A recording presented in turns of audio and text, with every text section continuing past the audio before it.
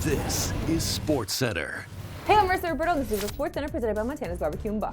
The Leafs are back home tonight as they host the Sharks. And they're on absolute fire right now. Toronto beat Pittsburgh in a barn burner Sunday for their 5th straight win and 8th in the last 9 games. And those wins have the Buds in first in the Atlantic, with a game in hand on Florida, which is massive. As you can see, the standings are tight and the Lightning are in 3rd. But they're not out of it by any means, especially considering they're the only team hotter than the Leafs right now, winning 8 straight. And they have not lost in regulation in 10 games. Winning this division is so important because it's the difference in playing Tampa or Florida in the first round versus Columbus or Detroit. And let's be honest, Leaf fans, we know how certain series will go. Back to this hot stretch though. The Leafs' best players have been leading the way, and surprisingly, they have been doing it without Austin Matthews scoring goals. Toronto's captain has 21 in 44 games this season. Before he buried one last night, he has just 1 in his last 12 if you count the Four Nations face-off. So hopefully last night's goal is going to get him back on track. That said, Matthews has points in 8 straight, with 10 assists, so yeah, he's finding a way to contribute. It's only a matter of time before he starts scoring goals again. On the other side of this matchup, the Sharks have a couple studs of their own, despite being arguably the worst team in hockey. And is it really even that arguable? First overall pick Macklin Celebrini and 2023 4th overall pick Will Smith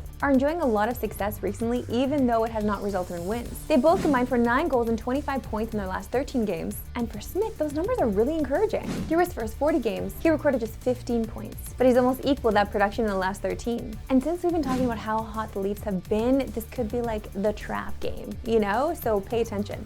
To the NFL, and the Myles Garrett sweepstakes appears to be heating up, with the Bills and Eagles both reportedly trying to make a move to land the best defensive end in football. And today we're officially 1 week away from the start of free agency. Well, sort of, the free agency legal negotiating period. Meaning it's possible a move could get done before Monday. Or not, because the Browns are still holding firm, saying there will be no Myles Garrett trade. But ESPN's Dan Graziano, in his recent column on rumblings from the Combine, said, quote, "If the Browns ever get serious about trading Garrett, I'd expect Buffalo and Philadelphia to be the 2 most aggressive pursuers." Which, like, exciting, no?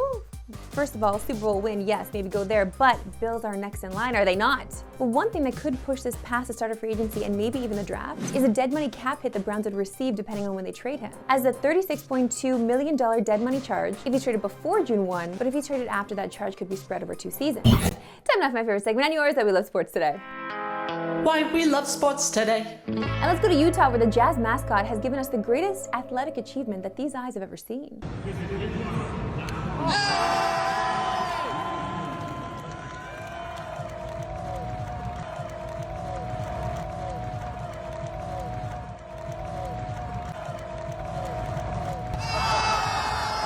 What the hell? How much does that guy make, do you think? How much do you think that mascot makes? Because whatever it is, it's worth it. But wait, is this like insulting to bald people? Bald people, let me know. To basketball, and this is a pretty cool story, as the new WNBA expansion team, the Toronto Tempo, have announced that Serena Williams, the GOAT of women's tennis, and kind of the GOAT of tennis altogether if we're honest, well, she'll be a new owner of the team alongside Larry Tannenbaum. Williams said in a press release, quote, "This moment is not just about basketball.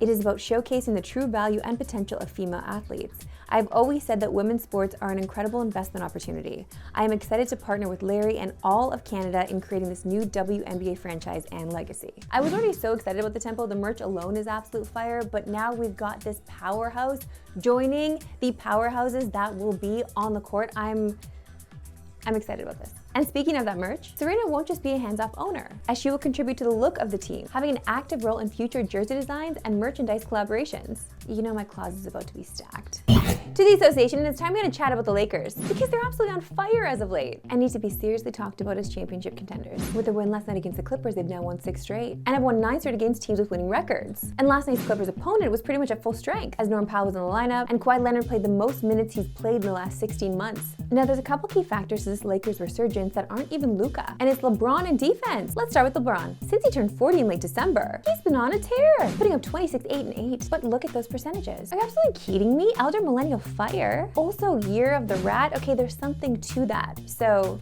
shout out Year of the Rats and Elder Millennials out there. 84!